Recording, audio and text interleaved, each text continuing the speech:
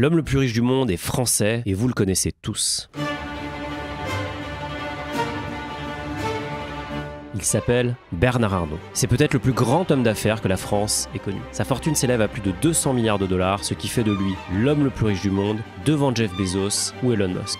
Alors est-ce qu'il doit cette fortune à sa famille, à sa ruse, à ses talents d'homme d'affaires, à ses montages financiers, à son exil fiscal? Laissez-moi vous conter l'histoire de Bernard Arnault. Bernard Arnault naît en 1949 à Roubaix dans une famille aisée. Il y reçoit une éducation bourgeoise. Sa mère, Marie-Joseph Savinel, est la fille du fondateur d'une PME de province dans les travaux publics. Cette PME, Ferré Savinel, emploie plus de 1000 personnes. Elle se mariera avec un ingénieur de l'entreprise, Jean Arnault, à qui son père confiera la direction de Ferré Savinel. Enfant, Bernard était déjà passionné par cette entreprise familiale. Je me rappelle que quand j'étais enfant, je vivais dans une maison à côté d'une entreprise dirigée par mon grand-père et que j'avais grand plaisir à aller me promener avec lui sur les différents chantiers qu'il construisait. Son autre passion, c'est la musique et plus particulièrement le piano.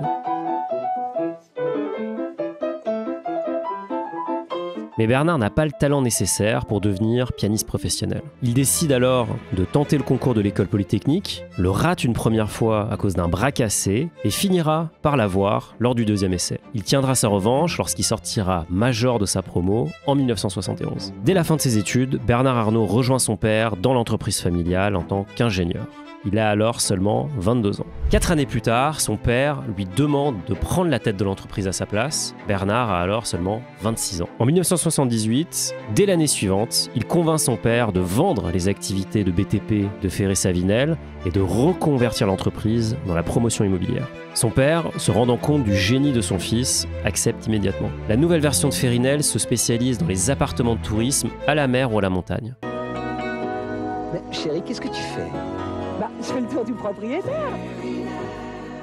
Peu de temps après, Ferrinel devient le promoteur numéro 1 dans son domaine en France. Un tour de force. L'entreprise sera rachetée en 1995 et existe sous un autre nom que vous connaissez peut-être, Nexity. Malgré le succès de son entreprise, un événement inattendu va bouleverser les plans de Bernard. En 1981, c'est le coup de massue, Mitterrand est élu président de la République. Son programme, marqué à gauche et socialiste, fait fuir Bernard vers les États-Unis. Il débarque à New York et décide d'ouvrir son premier bureau dans le Rockefeller Center au 45e étage. Il y fonde Ferrinel Inc., la version américaine de sa société, et commence à construire son réseau. Il va notamment côtoyer un jeune promoteur aux dents longues et à la chevelure folle, j'ai nommé Donald Trump. Ils resteront amis et lorsque Donald Trump deviendra président, il invitera Bernard à la Maison-Blanche à un dîner auquel assistera d'ailleurs aussi M. Macron. Le problème, c'est que Bernard Arnault découvre le marché de l'immobilier américain, il investit massivement dans un programme, mais finira par se rendre compte que ce dernier se situe à côté d'une centrale nucléaire, ce qui aura évidemment des effets très négatifs sur sa rentabilité. Malgré ses déboires, cette expatriation lui permet de se rendre compte du rayonnement de la culture française au-delà de nos frontières.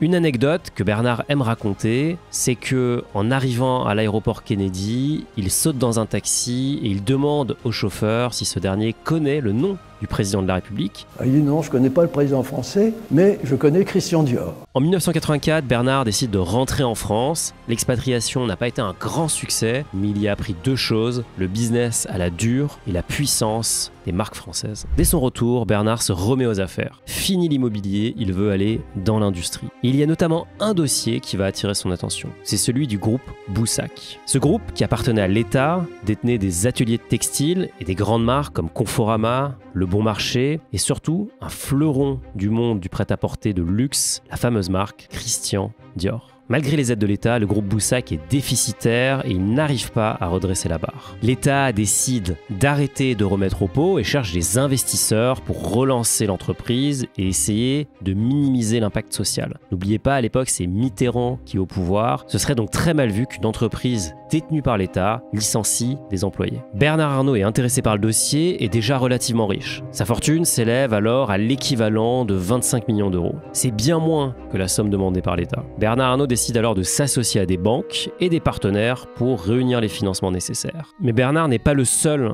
sur le dossier. Face à lui, il y a des acheteurs comme Bernard Tapie, qu'on ne présente plus, et aussi Alain Chevalier, le patron de Moët Hennessy. On reparlera de lui d'ici quelques minutes. Pour sortir du lot, il décide de faire une proposition audacieuse, conserver 12 des 15 000 emplois chez Boussac. L'État est convaincu et décide de céder l'entreprise à Bernard Arnault. Le problème, c'est que Bernard Arnault ne dispose pas des fonds nécessaires. La fortune familiale, je vous l'ai dit, s'élève à 25 millions d'euros, à peu près 100 millions de francs, ne suffit pas à couvrir le coût d'achat. En parallèle, et dans l'ombre, Bernard emprunte des montants considérables au Crédit Lyonnais pour racheter des parts de Boussac et devenir l'actionnaire majoritaire. L'un des banquiers proches de l'accord signé avec Boussac racontera par la suite « Bernard Arnault est un prédateur, pas un créateur ». Une fois aux commandes du groupe, Bernard fait table rase, il licencie 9000 salariés, c'est beaucoup plus que ce qu'il avait prévu et déclaré face à l'État. Il empoche également 500 millions de dollars en vendant des marques comme Conforama et renforce ainsi sa position cash. Son style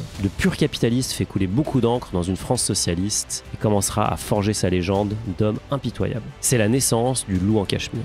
Bernard conserve uniquement 2 marques, Dior et Le Bon Marché, et parvient à sortir Boussac de la faillite.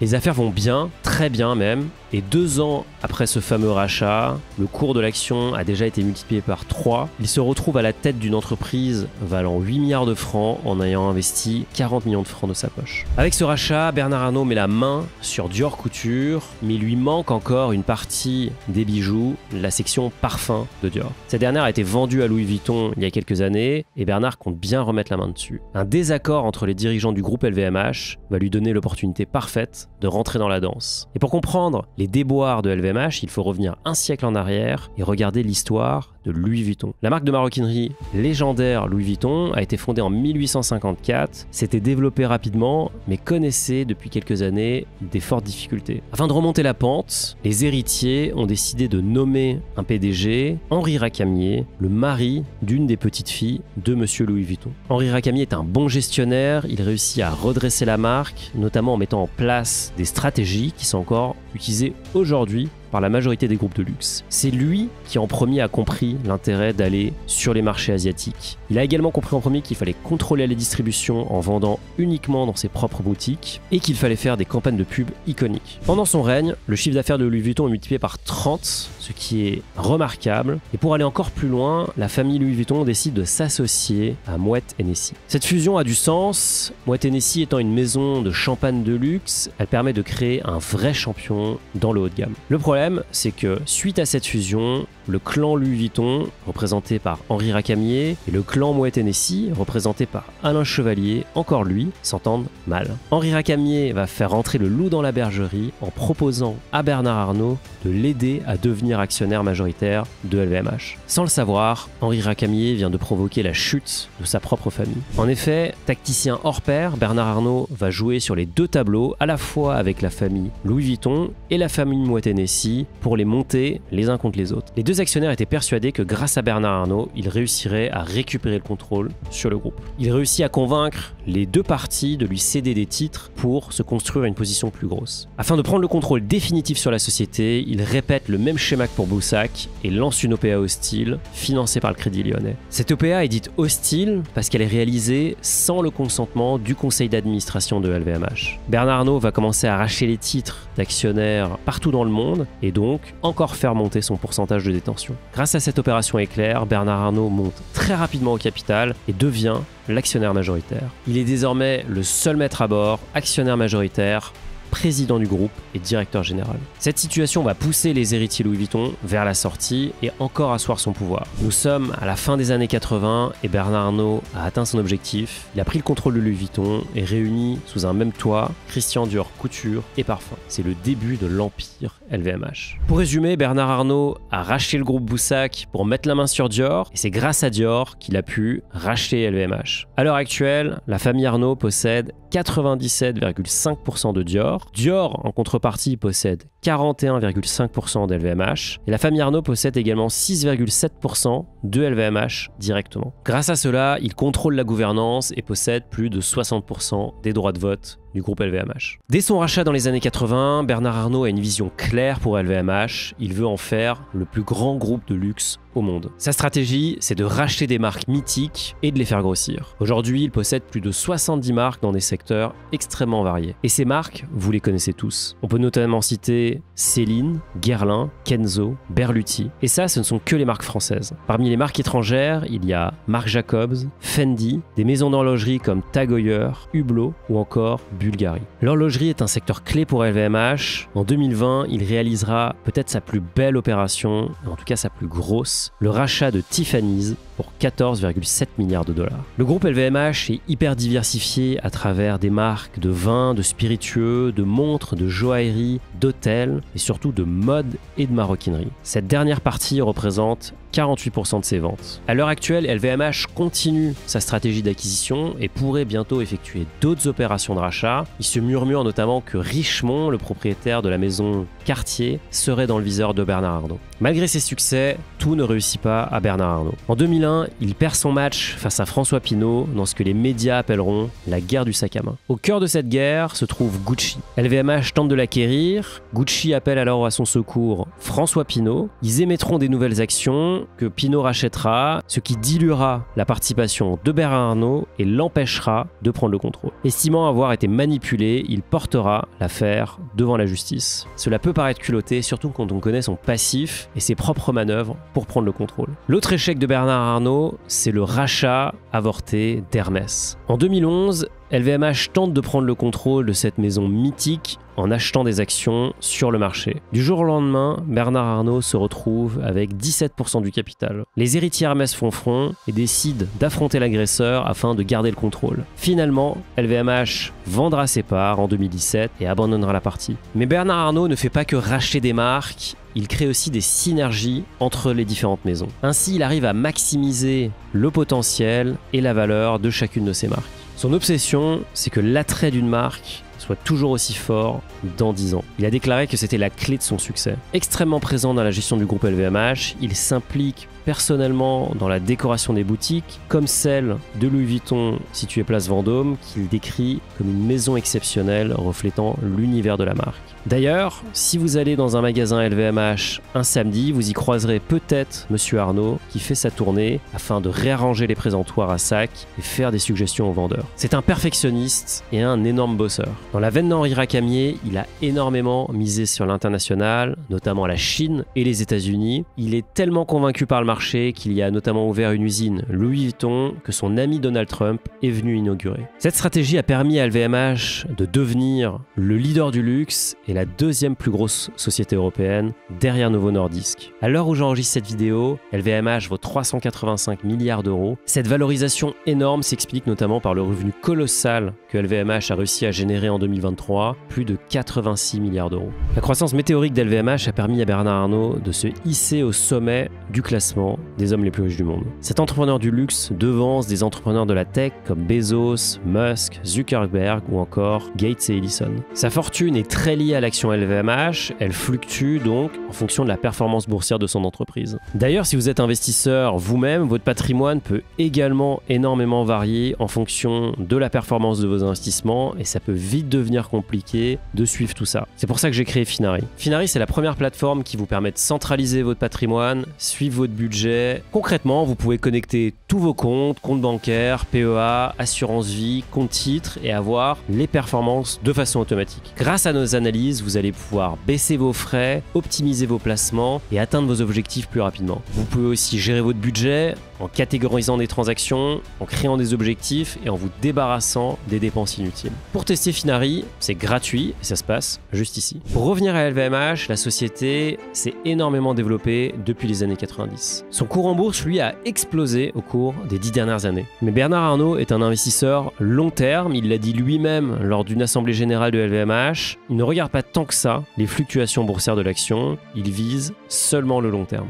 Bien qu'il soit évidemment souvent cité comme étant l'homme le plus riche du monde, Bernard Arnault n'aime pas cette étiquette. Il préférait qu'on le reconnaisse pour son travail et sa capacité à avoir créé des marques légendaires plutôt que pour sa réussite financière. Si vous investissez, vous le savez, la diversification, c'est la base base d'une stratégie de patrimoine et Bernard Arnault l'a bien compris. Il a notamment investi dans des startups comme Spotify, Netflix, eToro ou Airbnb avec son fonds Aglaé Ventures.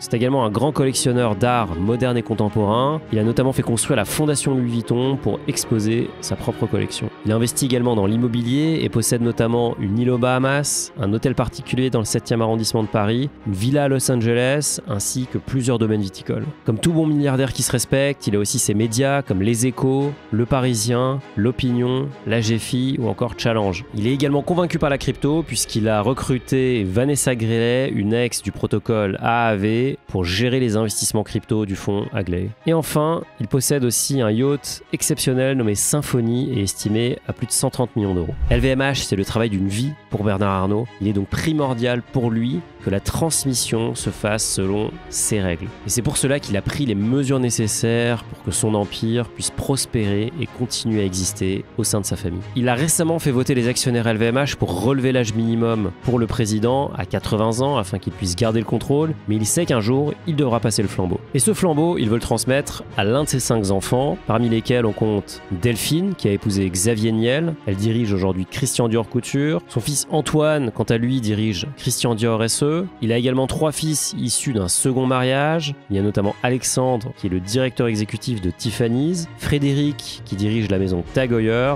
et enfin Jean, qui s'occupe des montres chez Louis Vuitton. Bernard Arnault était obsédé par l'idée de donner la meilleure éducation possible à ses propres enfants. Ils ont été scolarisés au lycée privé Saint-Louis de Gonzague. Frédéric et Jean ont notamment pu y suivre les cours de français d'une certaine Brigitte Macron. Pour organiser la transmission de son patrimoine, la holding Agache, le cœur du réacteur, est en cours de restructuration. Cette holding va être partagée entre ses 5 enfants. Afin de renforcer le contrôle familial de LVMH sur le très long terme, il est stipulé que les actions d'Agache seront inaliénables pendant une durée de 30 ans, sauf décision unanime du comité d'administration. À la fin de cette période, seuls les descendants directs de Bernard Arnault ou les entités entièrement détenues par ses propres descendants pourront détenir des actions. De plus, tout transfert de titre d'Agache sera soumis à un droit de préemption prévu par le pacte d'associés relatif à Agache. Bernard Arnault l'a bien compris, il ne laissera pas rentrer un autre loup dans sa propre bergerie. Vous l'aurez compris, Bernard Arnault n'est pas parti de rien, il était déjà relativement aisé, mais il a su faire fructifier son capital grâce à des opérations audacieuses et controversées, il faut bien le dire. Travailleur acharné et visionnaire hors pair, il a su créer un vrai champion mondial